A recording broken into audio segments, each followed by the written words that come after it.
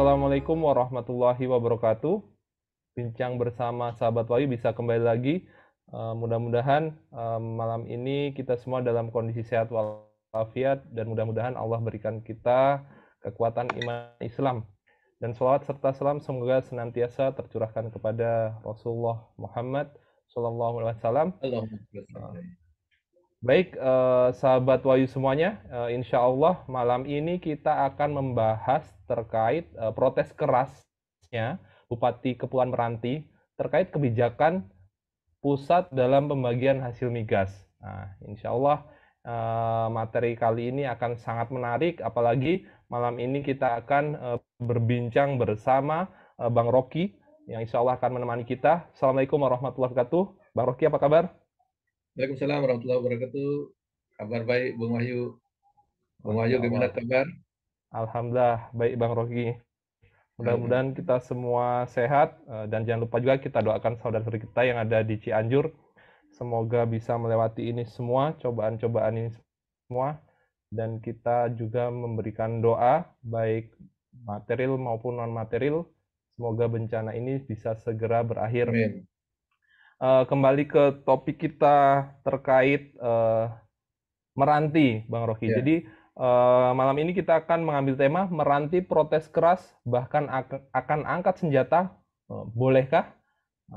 Jadi beredar rekaman di YouTube bahwa Bupati Kepulauan Meranti protes keras terhadap kebijakan pusat dalam pembagian hasil migas. Nah, misalkan saya ambil dari Warta Ekonomi Senin 12 Desember dengan judul "Blak-blakan, Bupati Meranti minta wilayahnya diberikan ke Malaysia jika pemerintah pusat terus geruk kekayaan alam di sana." Jadi bagaimana Bang Rocky, terjadinya protes seperti ini nih, apakah memang menjadi hal yang biasa terjadi dalam dunia pemerintahan sekarang, Bang Rocky? Ya, sebelumnya saya menyapa dulu kepada para pemirsa sahabat bincang sahabat Wahyu dimanapun berada, semoga semua dalam keadaan sehat walafiat dan dalam barokah Allah. Terkait dengan protesnya Bupati Meranti, Kepulauan Meranti tadi itu menurut saya ini bagian dari dinamika di pemerintahan daerah yang sudah mungkin tidak tahan lagi mungkin gitu ya, dipendam gitu. Sehingga keluar suara gitu kira-kira gitu. Dan saya pikir ini bukan protes kali pertama bagi pemerintah daerah. Kalau kita lihat kan selama ini yang melakukan protes keras kepada pusat itu kan Papua, Aceh, selama ini yang kita kenal ya, yang melakukan protes kepada pemerintah pusat karena memang merasa tidak nyaman atau tidak happy dengan kebijakan-kebijakan pemerintah pusat. Nah, ternyata kan ada daerah lain juga yang merasa bahwa terzalimi dengan kebijakan-kebijakan pusat. Nah, saya pikir Meranti ini bukan satu-satunya daerah yang merasa terzalimi. Mungkin ada banyak daerah lain yang merasa terzalimi, cuma memang tidak berani ataupun tidak tersampaikan keluar publik. Nah, ini gejala pemerintahan menurut saya yang unik karena semestinya bupati itu bisa langsung menyampaikan aspirasinya kepada atau suaranya kepada jajarannya langsung lewat jalur struktural di kenegaraan, baik itu lewat gubernur maupun langsung menghadap presiden kan gitu. Nah, sehingga tidak harus keluar ke ruang publik seperti ini. Nah, terjadinya suara keluar publik yang protesnya sangat keras seperti itu menandakan saluran-saluran secara legal atau formal itu mampet atau tidak terjadi, atau ada penyempitan atau bahkan mungkin kebuntuan komunikasi yang jalan sehingga akhirnya meledaklah keluar gitu kira-kira begitu ya. Kan seandainya itu bisa dibicarakan baik-baik tentang pembagian hasil migas, kemudian ada kebijakan untuk lebih bijak gitu ya dengan daerah penghasil dan daerah sekitarnya, saya pikir tidak akan sampai protes seperti itu. Protes keras itu kan bukan tiba-tiba saya pikir. Mungkin sudah pernah ngomong, mungkin diingatkan lagi terus berulang-ulang ya terus mungkin sampai akhirnya tidak tertahankan lagi sehingga keluar ke ruang publik seperti itu. Nah, saya pikir ini warning buat pemerintahan pusat supaya juga mengambil kebijakan itu yang membuat semua daerah happy. Daerahnya happy, rakyatnya happy, sehingga tujuan bernegara itu bisa dinikmati oleh rakyat. Jangan sampai kita tujuan bernegara untuk melindungi, kemudian mencerdaskan, kemudian mensejahterakan itu tidak tercapai. Kalau tidak tercapai, ya tentu suara-suara yang sumbang akan muncul. Tetapi ini disampaikan oleh seorang bupati, ini menunjukkan kelasnya sangat berbeda masalahnya. Jadi nampaknya sudah sangat krusial sehingga sampai keluar pernyataan dari bupati langsung. Dan ternyata kan pernyataannya dengan nada yang cukup tinggi itu ya. Ya, Cukup saya tinggi kutip itu. bahwa dalam acara apa ini, koordinasi pengelolaan pendapatan belanja daerah di Pekanbaru, Bang Rocky, pada Kamis Ya, 9 Desember.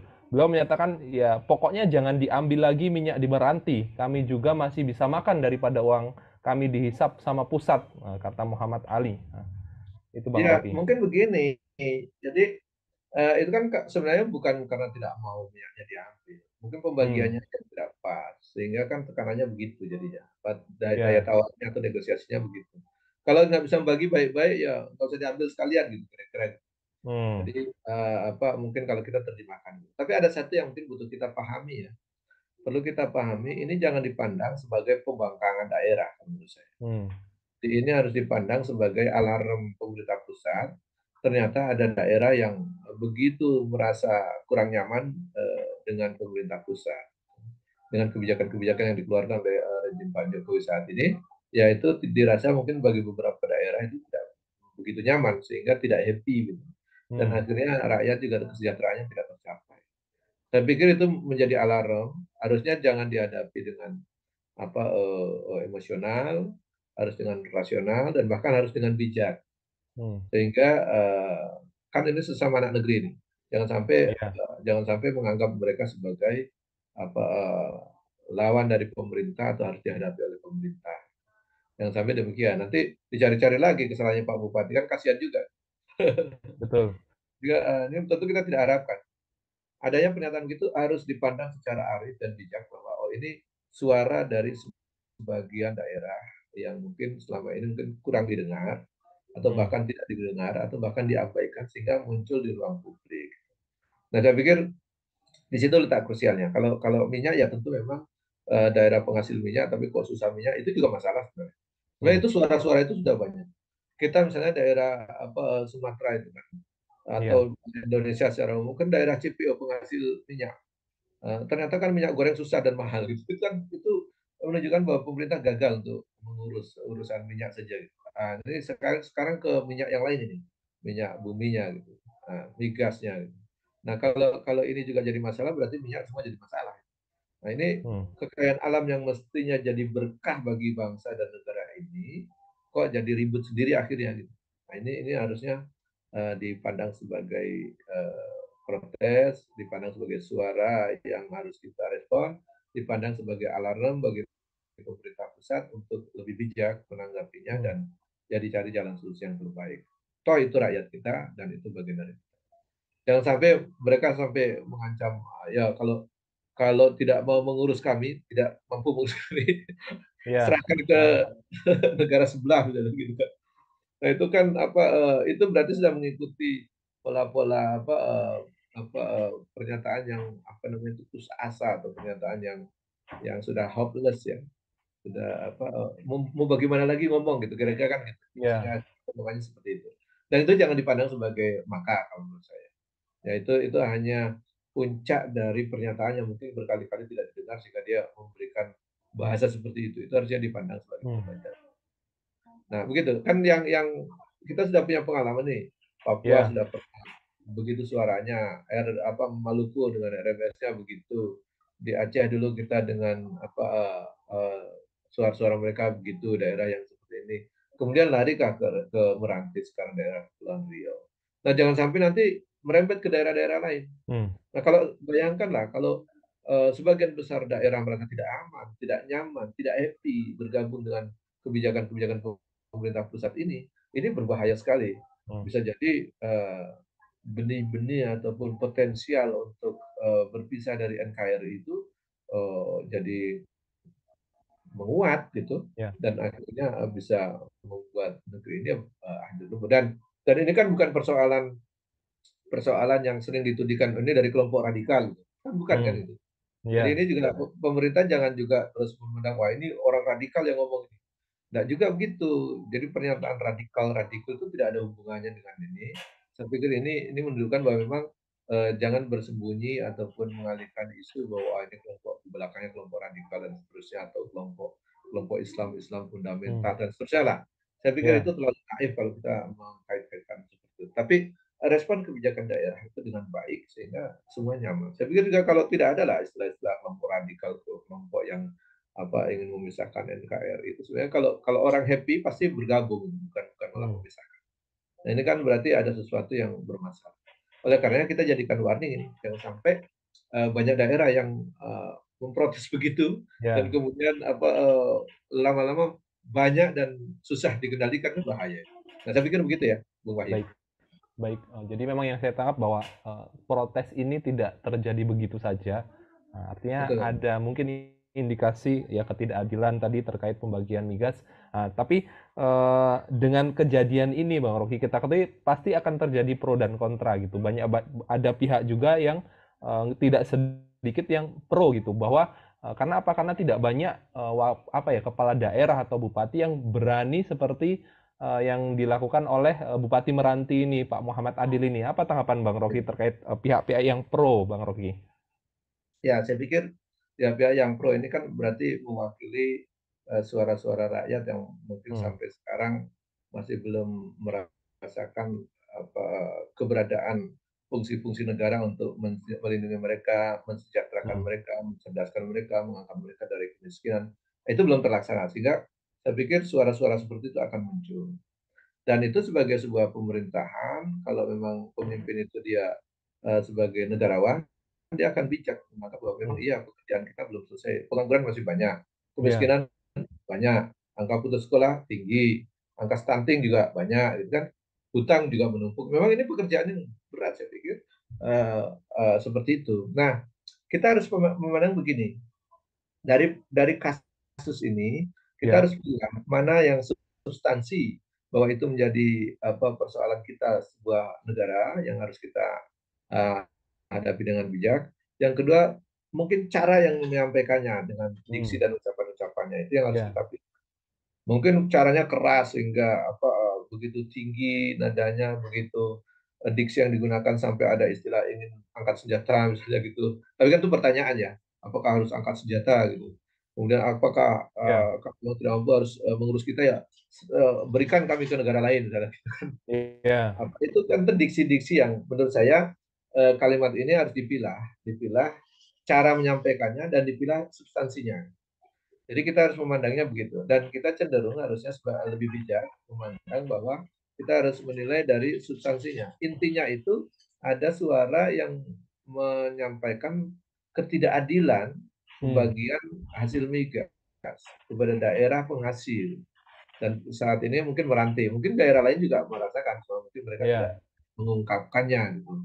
Nah, ini mungkin yang paling terasa meranti karena kalau kita lihat kan katanya dolar harganya naik, Ya. liftingnya gitu, hasil penghasilannya yang disedot makin banyak, yang Ya. awalnya sekitar 300.000 misalnya, Iya, nah sebelumnya 3.000 sampai 4.000 barel, tapi hmm, sekarang mencapai 8.000 barel per hari. ya, Ya. nah ya harusnya kan ada penambahan bagi hasil Ya. kerja gitu kan, logis saja itu harus dijawab gitu. Jadi kalau kok penambahannya naik tapi bagiannya tidak naik, gitu kira-kira. Atau naik cuma Hmm. sedikit. Nah, itu memang jadi pertanyaan kan. Wajar lah orang bertanya itu.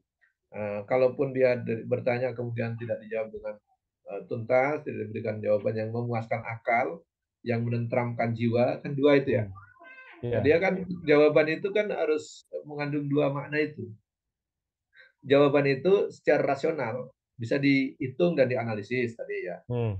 Misalnya ya harusnya jawabannya itu kalau dia naik jumlahnya sampai sekian signifikan itu harusnya penambahan bagi hasilnya juga harusnya naik dong, kira-kira begitu. Ya. Itu rasionalnya kan gitu. Kemudian menenteramkan, menenteramkan itu ya harusnya dia selain memuaskan akal menenteramkan jiwa, harusnya rakyatnya nyaman ketika dijawab bahwa Hmm. oh iya kita tambahkan dengan hasilnya dengan sekian nanti kita bicarakan lagi. Itu kan jawaban yang lebih lebih Ya. elegan, lebih nyaman. Kalau Dijawab, udah hitungannya begitu aja. Kami nggak ikutin format yang ada. Ya udah, itu kan Hmm. membuat rasionalnya tidak masuk, jawabannya tidak nyaman juga. Akhirnya muncullah Ya, pertanyaan berikut yang akhirnya lebih tinggi lagi kan gitu. Nah, makanya kita melihat itu substansinya adalah ketidakadilan dalam pembagian hasil migasnya bagi pandangan rakyat di Meranti yang harusnya nambah dan tidak bertambah signifikan, misalnya gitu. Kedua, mungkin ya, caranya juga mungkin dialektiknya dari awal sudah terjadi komunikasi yang kurang menenteramkan jiwa, menenteramkan hati gitu ya, sehingga ya. makin tinggi gitu dialektiknya. Kalau kita lihat itu makin tinggi. Nah, ini menurut saya itu kegagalan pemerintah pusat berkomunikasi dengan daerah. Hmm. Saya pikir itu rejim ini harus belajar banyak. Gitu. Nah, termasuk kita semua memandangnya memang harus teruslah belajar supaya lebih bijak dalam berkomunikasi. Saya pikir jangan arogan juga kemudian memvonis mereka tidak setia NKRI dan segala macam itu, jangan sampai ke arah sana. Jadi kalau yang pro saya pikir wajar lah itu, banyak suara-suara yang merasakan mungkin belum menikmati tujuan hidup bernegara dari kehidupan yang aman, tentram, kemudian cerdas, kemudian sejahtera, mungkin belum Hmm. tercapai sehingga suara-suara itu muncul, apalagi dengan pembagian hasil migas yang mungkin dirasa tidak rasional, tidak memuaskan akal, dan juga tidak menenteramkan hatinya mereka. Hmm. Kira-kira begitu, Bu Mai. Baik. Baik Bang Rocky, ini saya ambil dari Nasional Kompas 12 Desember dengan judul Bupati Meranti protes soal dana bagi hasil minyak konsul Kemendagri. Eh, Kemendagri bakal gugat Jokowi. Jadi dalam kesempatan yang sama, Dirjen Pertimbangan Keuangan Kemenluki Al Firman mengaku sudah berulang kali katanya menjelaskan kepada Adil, kepada Bupati Meranti bahwa formulasi penghitungan dana bagi hasil telah diatur dalam undang-undang. Jadi dalam undang-undang itu misalnya ditetapkan dalam undang-undang itu 85% diberikan kepada pusat dan daerah sebesar 15%. Kemudian bukan hanya daerah penghasil, tapi daerah yang berbatasan, daerah pengolahan, dan daerah lainnya sebagai pemerataan, kata Luki. Jadi kalau berdasarkan formula, pasti kami bayarkan dan formulanya itu dan formalnya seperti itu. Itu dari pihak pemerintah, istilahnya Bang Rogi. Apa tanggapan Bang Rogi bahwa artinya memang pemerintah sudah melaksanakan kewajibannya gitu dengan memberikan 15% ya bagi hasil itu Bang Rogi. Ya, jadi kan kalau formulanya saya pikir mudah dijelaskan karena ada undang-undang Hmm, dan aturannya. Bahwa ya, memang 80% diambil pusat lah. Kira wajar ya lah 85%, negara ya. mengambil pengelolaan itu. Oke, 15% dibagi ke daerah. Di daerah penghasil eh, 6% atau berapa saya lupa hitungannya. Nanti sisanya itu Hmm, dibagi ke daerah tetangganya yang daerah tanpa hmm, penghasil. ya, Jadi memang seperti itu konsepnya. Yang dipertanyakan kan itu bukan itunya saja. Jawaban itu hmm, kan normal normal saja, itu orang baca ya, undang-undang nggak paham gitu. Eh, ya kan? Jadi nggak perlu ya, dijelaskan lagi sebenarnya itu. Jadi kalau alasannya mengkomunikasikan dengan menyampaikan undang-undang, saya pikir nggak perlu dijawab dengan berkali-kali, nggak perlu dijawab hmm, berkali-kali. Sampaikan, hmm, orang udah paham bahwa ya, aturannya itu. Yang dipertanyakan kan tadi, dengan undang-undang seperti itu kan, yang awalnya dapatnya sekian, dengan lifting yang hariannya 3 ribuan, kemudian ya, sekarang naik jadi sekian, nah kok naiknya tidak signifikan, kan itu sebenarnya yang dipersoalkan. ya, ya, Nah itu.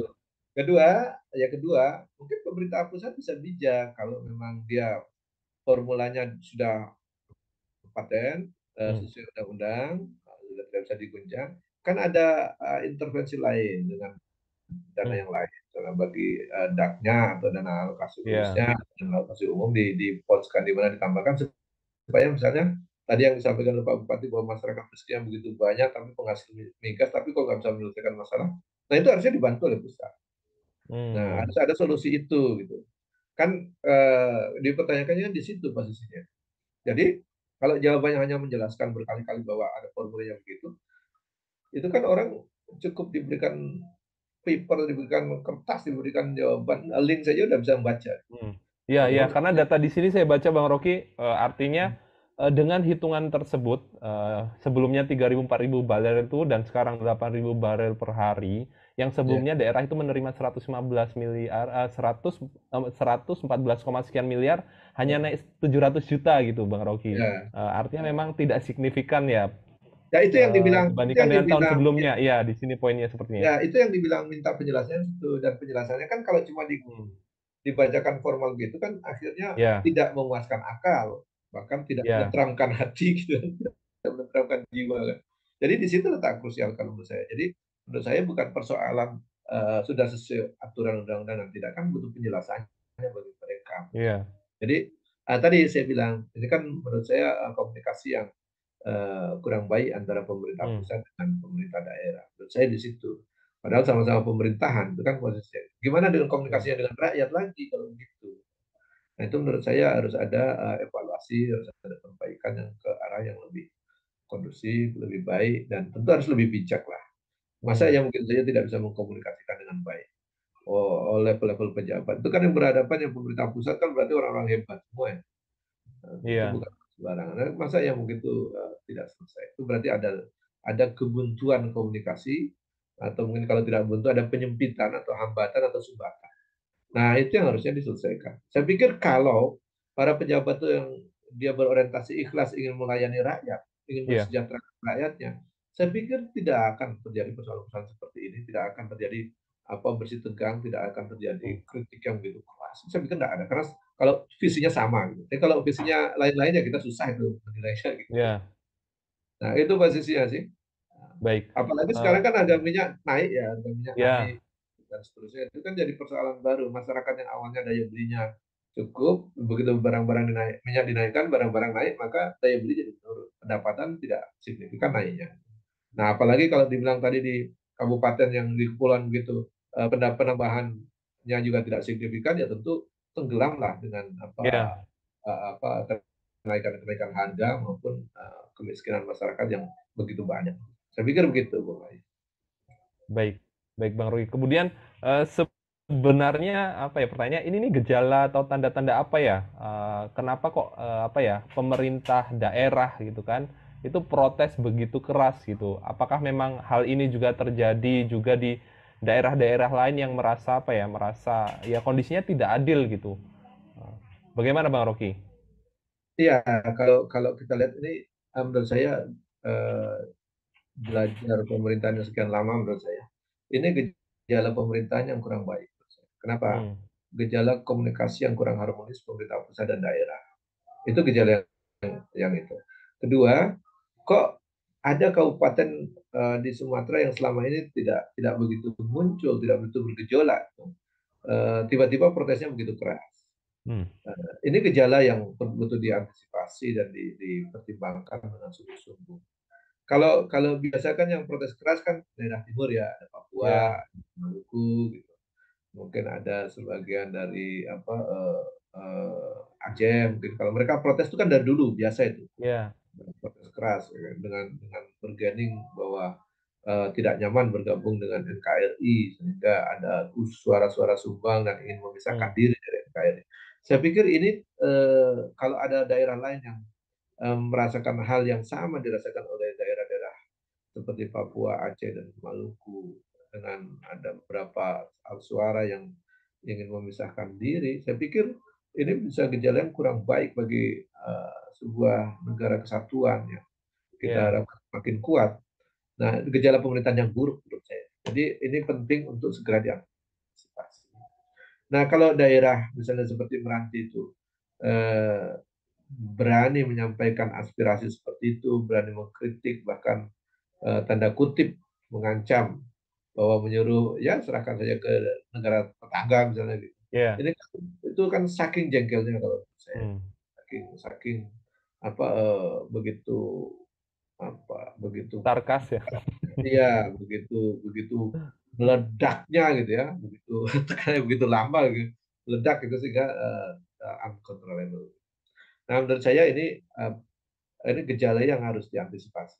Anda bisa bayangkan kalau Papua sudah ada suara-suara seperti itu, Maluku sudah ada suara-suara seperti itu, kemudian Aceh ada suara-suara seperti itu. Sekarang merembet ke Kepulauan Riau ada suara-suara seperti itu ingin Hmm, memisahkan. Dulu ada di Sulut misalnya juga ada nada tidak nyaman dengan NKRI. Nah, Anda hmm, bayangkan nanti tiba-tiba daerah lain semakin banyak yang seperti itu. ya, Nah, itu kan bisa dibayangkan kekuatan pusat jadi lemah. Hmm. Negara itu semakin lemah. Kenapa? Daerah-daerah tidak hormat, tidak tunduk, tidak loyal, bahkan ingin memisahkan diri. Dan sebenarnya kan tujuan bernegara itu salah satunya kan untuk melindungi, kemudian mensejahterakan rakyatnya dan Hmm. mencerdaskan rakyat. Nah, kalau memang itu tidak, ketika merasa bahwa selama ini bergabung dengan apa NKRI, kemudian dia Ya. tidak merasakan itu semua, Hmm. maka kita juga harus memahami kalau ada orang berpikir lain. Nah, itu kan Hmm. jangan juga langsung dicap, wah ini tidak setia pada NKRI, misalnya gitu ya. Dia Ya. itu kan persoalan-persoalan mereka hidup dan mati, tingkat kesejahteraan dan pengamanan mereka. Nah, jadi menurut saya ya penting juga dipahami bahwa yang paling penting ini adalah modal dari pemerintah pusat untuk mengevaluasi diri. Kalau bahasanya mungkin berefleksi diri lah, apalagi di Hmm. akhir tahun ini gitu. Jangan sampai di tahun 2023 makin banyak daerah yang berani memprotes seperti itu, Hmm. gitu. Dan Ya. bahkan berani mengancam, ya udah kalau nggak mau kita bikin negara sendiri misalnya gitu ya. Hmm. Atau bahkan ini bergabung kepada negara tetangga. Nah, ini kan rawan itu. Saya tim-tim udah lepas. Nanti Hmm. misalnya NTT merasa selama ini kok bergabung lambat sekali kesejahteraannya, tidak terurus, Hmm. dan tidak ada negara lain, Australia misalnya menawari, atau Papua ditawari dari negara lain. Nah, ini berbahaya menurut saya untuk keutuhan Ya. negara. Padahal kita tentu tidak ingin negeri ini terkoyak dan terpisah. Hmm. Nah, kalau apalagi kalau yang rawan itu kan negara-negara kepulauan-kepulauan di daerah luar perbatasan itu kan rawan sekali. Begitu Ya. tidak diperhatikan ya dia tidak. Kan punya pengalaman, ada Pulau Sipadan dan Digitan yang Ya. sudah sudah bergabung kepada Malaysia kan gitu. Nah, jangan sampai Kepulauan Meranti bergabung lagi. Nanti jangan sampai Natuna bergabung, jangan sampai Ya. kira-kira begitulah. Kita kan butuh memikirkan jauh ke depan. Oleh Baik. karenanya harus disikapi dengan arif dan bijaksana. Jadi ini gejala pemerintahan yang buruk, Hmm. gejala pemerintahan yang semakin otoriter, sehingga daerah merasa tidak nyaman atau tidak happy bergabung dengan pusat, dengan Hmm. kebijakan-kebijakan pusat. Kemudian tidak nyaman juga dengan kebijakan-kebijakan yang dikeluarkan dalam undang bentuk aturan maupun undang-undang, sehingga muncullah tadi itu formula-formula yang mungkin dianggap daerah tidak adil gitu ya, Hmm. tanda kutip gitu, tidak adil. Nah, saya pikir itulah yang harus diperbaiki supaya apa, negara ini semakin kuat kan, itu Hmm. diperbaiki, komunikasi diperbaiki, modal sosial masyarakat semakin kuat, kokoh, sehingga persatuan makin kuat. Dan kalau ada negara lain menawar-nawarin gitu untuk bergabung, mereka tidak akan bergabung gitu. Kira-kira Ya. begitu. Itu Baik. yang rawannya di situ, Bung Wahyu. Baik. Baik, Bang Rocky dan sahabat Wahyu semua, kita sampai di sesi apa kata mereka. Nah, ini ada Pak Didi, Bang Rocky.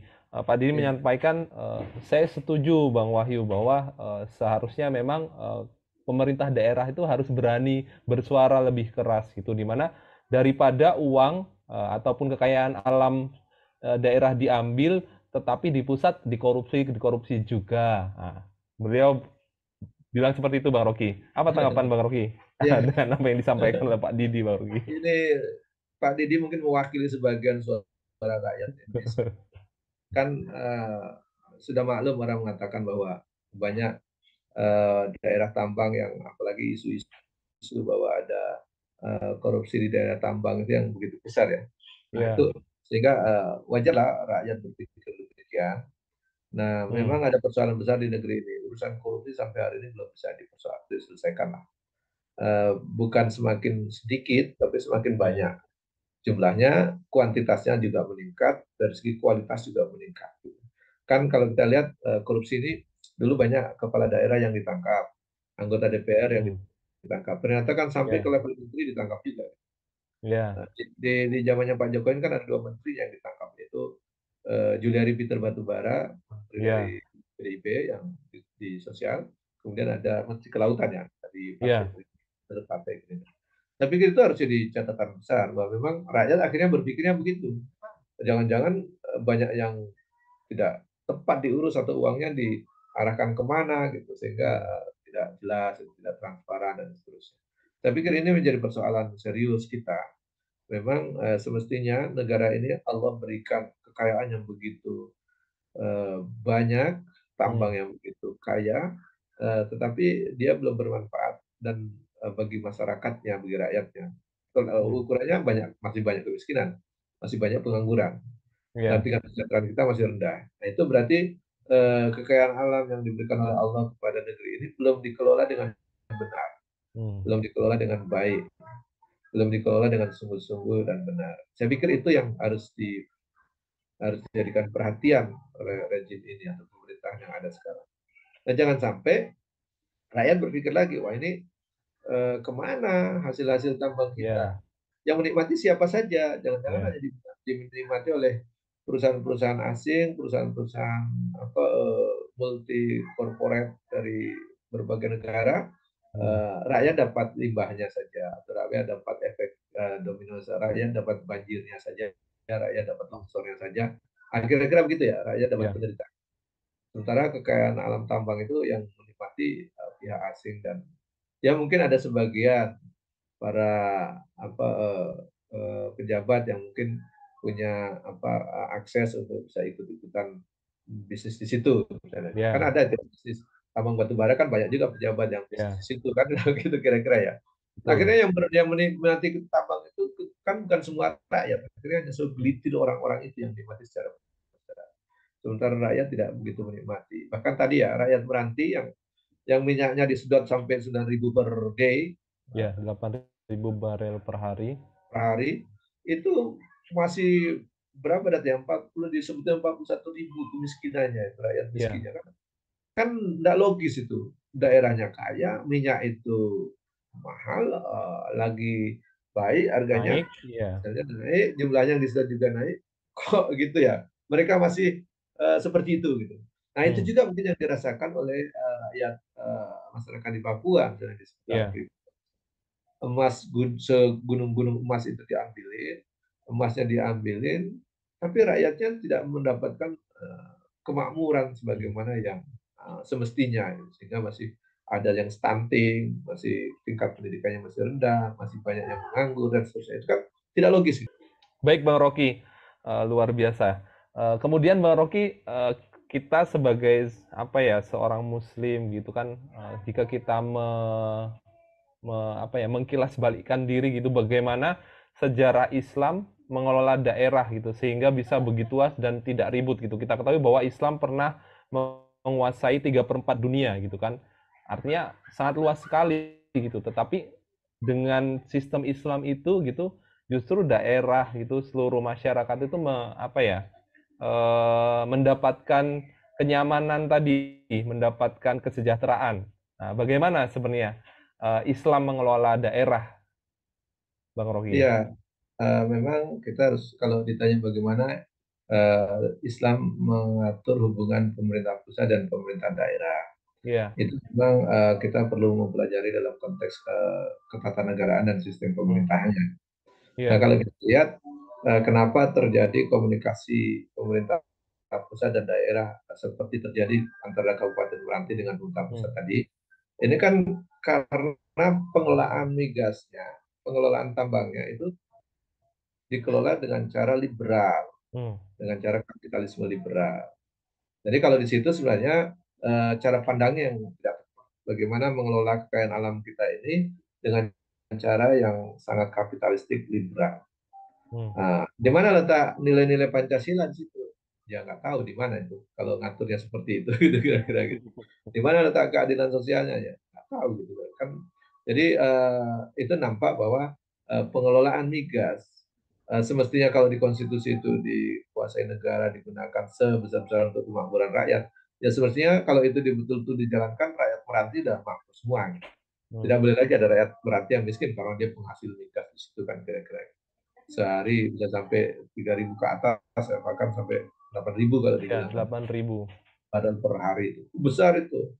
Nah, jadi kalau menurut saya itu yang persoalan pertama. Jadi ada pengelolaan sistem kekayaan alam yang dikelola secara kapitalis liberal. Hmm. Itu yang pertama. Yang kedua, kalau dalam sistem Islam, eh, hubungan pemerintah pusat dan daerah itu memang sangat kuat. Hmm. Jadi dalam sistem pemerintahan Islam itu kan wali atau setingkat gubernur Ya, itu kan ditunjuk oleh oleh khalifah. ya, Nah, jadi ditunjuk oleh kepala negara, oleh khalifah langsung ditunjuk. Asumsinya bahwa ada rekomendasi dari majelis wilayah. Kalau mungkin sekarang mungkin rekomendasi DPR ya, daerah, gitu ya, merekomendasikan nama tertentu untuk jadi wali di daerahnya. Dan kalau majelis wilayah itu tidak setuju dengan itu, maka khalifah wajib menggantinya. Nah, hmm, itu mekanisme itu yang mungkin jadi hubungan pusat dan daerah jadi sangat hierarkis, ya, sangat berat. Ini kenapa sekarang itu bupati dia tidak begitu merasa terikat kuat hierarkinya dengan pemerintah pusat karena dia dipilih oleh rakyatnya gitu, ya, secara langsung gitu. Bukan bukan diangkat dan ditunjuk oleh pemerintah pusat. Jadi dia dipilih dulu rakyat. Jadi dia merasa punya ya, legalitas terhadap rakyat lebih kuat. Nah, itu salah satu yang juga membuat daerah itu hubungannya agak berbeda. Kalau di Islam hubungannya sangat hierarki karena tentu gubernur maupun bupati atau wali kota itu menjadi wakil pemerintah pusat di hmm, daerah, yang ditugaskan di ya, daerah. Kenapa? Karena ditunjuk dan diangkat gitu, langsung oleh pemerintah pusat ataupun oleh khalifah kalau dalam Islam itu. Sehingga tidak mungkin wali ataupun amir atau umal yang di daerah level level bupati seperti Kabupaten Meranti itu akan apa akan kesulitan untuk berhadapan dengan pemerintah pusat karena dia hmm, satu jalur. Kalau sekarang kan tadi koordinasinya pembagian dengan Menteri Keuangan saja. Padahal hmm, kalau kita bilang kan hierarkinya harus langsung dengan presiden. Jadi permintaan-permintaan itu memang akhirnya hanya formalistis, formalitas di aturan dan undang-undang saja. Tidak ada kebijakan yang memang menjadi jalan keluar. Nah, hmm, itu di sistem kalau kita dari segi sistem dan ideologinya, kedua dari sistem pemerintahannya yang mengaturnya itu dengan sistem hierarki yang berbeda. Dalam Islam seperti itu. Jadi kenapa Islam jangan sampai menguasai 2/3 dunia di bawah ya, pemerintahannya dan dia tidak daerahnya tidak ribut-ribut sendiri seperti sekarang misalnya uh, rebutan atau ributkan dengan kekayaan. Ini menarik karena Islam ketika dia membebaskan suatu daerah atau suatu negeri itu tidak dieksploitasi gitu. hmm, Jadi kan kita tidak memiliki catatan sejarah misalnya ada tambang minyak, misalnya. Tambang minyak kemudian diambil oleh pusat, daerah cuma dikasih 15% hasilnya. Itu di dalam catatan sistem Islam tidak muncul. Justru tidak dieksplorasi. Jadi dia hanya membebaskan rakyatnya disuruh hidup kembali dengan normal, bahkan dia dilindungi, dijamin keamanannya. Untuk urusan agama diserahkan kepada masing-masing, untuk urusan ibadah diserahkan sesuai dengan aturan ibadahnya agama masing-masing. Jadi tidak ada intervensi. Jadi kalau kita lihat hmm, Islam memasuki daerah-daerah wilayah-wilayah negeri-negeri yang dibebaskan atau ditaklukkan itu, dia masih banyak yang beragama lain, tidak dipaksa masuk Islam. hmm, Dan disitulah Islam menjadi rahmatan lil alamin. Nah, tadi saya bilang, ketika dia merasa mendapat rahmat dan tidak merasa tertekan, daerah ya, happy, ngapain protes-protes gitu kira-kira ya. ya, Ya seperti itulah perbedaan yang sangat mendasar dalam konteks pelaksanaan pemerintahan Islam dan pemerintahan eh, di Kangkangnya dari oleh pusat. Dan pusat memang tadi dibilang bahasa mengambil uang kami itu di daerah itu ya, nampak karena disedot. Bagaimana hasilnya 85% diambil pusat, yang 15% dikembalikan ke daerah, tapi dibagi-bagi ke daerah lainnya. ya, Kan gitu. Nah, makanya kecil sekali efek bagi daerah penghasil itu. hmm, Kalau dalam Islam mungkin tidak begitu cara mengaturnya. Jadi dia tidak mengeksploitasi. Jadi ya ya, kalau punya eksploitasi memang untuk kepentingan bersama. Nah, di situ kemudian ada satu lagi, tidak diserahkan kepada perusahaan-perusahaan asing. hmm, Dan juga dalam Islam, tambang itu tidak boleh dikelola individu atau perusahaan, harus dikelola negara, hmm, kemudian tadi hasilnya betul-betul dikembalikan untuk rakyat. Nah, itu yang berbedanya situ. Sehingga tidak ada cari untung di situ. Kalau negara hmm, kan tidak perlu cari untung, nah dikelola hasilnya ya, untuk rakyat selesai kan. Nah, persoalan berikutnya kan kalau dalam sistem kapitalis liberal sekarang. Nah, yang orang mengatakan ini sudah dikelola sesuai konstitusi lah bahasanya atau sesuai Pancasila itu Ya, terserah mereka tafsir mereka. Tapi yang kalau kita lihat prakteknya adalah praktek kapitalisme liberal ya, dan itu yang seperti disampaikan oleh salah satu ketua partai yang mengatakan mana itu pelaksanaan kita hanya malu-malu tidak mengatakan bahwa kita itu melaksanakan sistem kapitalisme liberal. Nah, saya ya, pikir di situ letak persoalannya. Jadi kalau kita komparasi dengan sistem Islam, maka sangat berbeda jauh. Karena cara pandangnya satu kapitalisme liberal, satu dengan cara menjadikan rahmat bagi semesta alam. Nah, gitu posisinya. Sehingga kalaupun ada hasil tambang ataupun barang tambang, tentu cara pandangnya bukan untuk dieksploitasi dari keuntungan pribadi, keuntungan perusahaan, atau keuntungan golongan tertentu, tidak. Tapi harus dikelola oleh negara dan hasilnya dikembalikan untuk rakyat. Nah, itu yang membedakan pengelolaan versi tambang atau pengelolaan kekayaan alam versi Islam dan versi kapitalisme liberal. Jadi di situ aja udah berbeda sehingga kalau ya, seandainya dalam sistem Islam tentu tidak perlu ada persoalan karena yang menyedot minyak dan apa mengelolanya itu langsung negara dan hasilnya kembalikan semua. Tidak perlu ada lagi untuk pengelolaan yang lain. Saya pikir gitu. Jadi perbandingan kalau dalam sistem Islam dan sistem yang sekarang kita pakai itu kan karena perbedaan apa sistem kapitalisme liberal dan sistem Islam yang rahmatan lil alamin. Begitu Bung Wahyu. baik, baik, baik. Masya Allah, luar biasa penjelasan yang terakhir ini, Bang Rocky. Artinya memang ada perbedaan yang sangat mencolok antara sistem kapitalis liberal dan sistem Islam, kan, jika dibandingkan dengan cara Islam mengelola kekayaan alam. Baik, Bang Rocky, sepertinya kita sudah di akhir acara, tapi sebelumnya saya ingin mendengarkan closing statement dahulu, Bang Rocky, terkait meranti protes keras, bahkan akan angkat senjata, bolehkah? Ya, Tafadhol, Bang Rocky. kuasa statement saya harus tetap dijaga keutuhan, kebersamaan, persaudaraan, jangan sampai justru terpancing untuk terjadinya memecah belah sesama anak bangsa, bahkan mungkin terjadi perpecahan yang lebih luas. Ya, Itu harus diantisipasi. Kedua, bagi saudara-saudara kita di Meranti bersabar dan juga harus ada ikhtiar yang kuat untuk mengembalikan pengelolaan kekayaan alam maupun pengelolaan pemerintahan di sana ya lebih bertakwa supaya lebih barokah. ya. Jangan mau diatur dengan sistem yang apa tidak berimbang kapitalistik yang Hmm. seperti sekarang. Harus diusulkan perubahannya sistemnya, diusulkan juga pengelolaan pembagiannya dan seterusnya. Tapi dengan cara-cara yang baik dan tidak sampai harus meminta memisahkan diri, janganlah. Ya, Saya sangat tidak setuju kalau terjadi pemisahan diri itu melemahkan negeri. Kedua, bagi pemerintah pusat harus bersikap bijak dan memandang suara-suara itu sebagai masukan dan kritik yang sangat kondusif sebagai energi untuk memperbaiki. Jangan menganggap mereka sebagai musuh, jangan sampai menganggap mereka sudah ingin bisa dari NKRI dan seterusnya. Tapi jadi evaluasilah sudah seberapa baikkah kita mengurus dan melayani rakyat-rakyat di daerah itu. Nah itu saya pikir itu kuncinya. Kalau itu bisa dilaksanakan, saya pikir tidak ada suara-suara sumbang yang protes begitu keras. Nah itu ada yang protes harus jangan sampai dipandang itu sebagai kritik yang apa, memusuhi, jangan sampai membuat pemerintah pusat berhadapan dengan pemerintah daerah, jangan sampai. Tapi jadikanlah itu sebagai rangkulan untuk sama-sama memperbaiki negeri. Saya pikir begitu.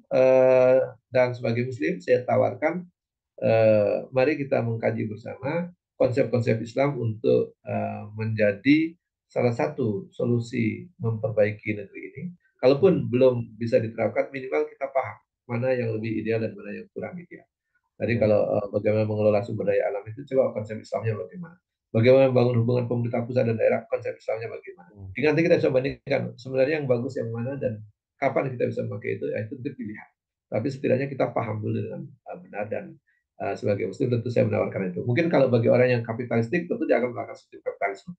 Kalau orang yang komunis hmm. pasti dia menawarkan sistem komunis. Tapi karena saya sebagai muslim, saya tawarkan kita sama-sama mempelajari sistem Islam dan menawarkan Islam sebagai sistem. Mungkin itu, terima kasih. Assalamualaikum warahmatullahi wabarakatuh. Waalaikumsalam warahmatullahi wabarakatuh. Masya Allah, luar biasa.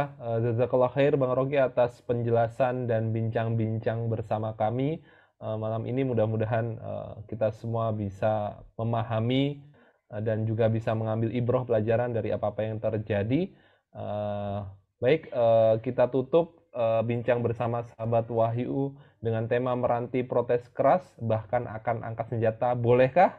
Nah, insya Allah kita bertemu lagi di tema yang lebih menarik lagi ke depannya.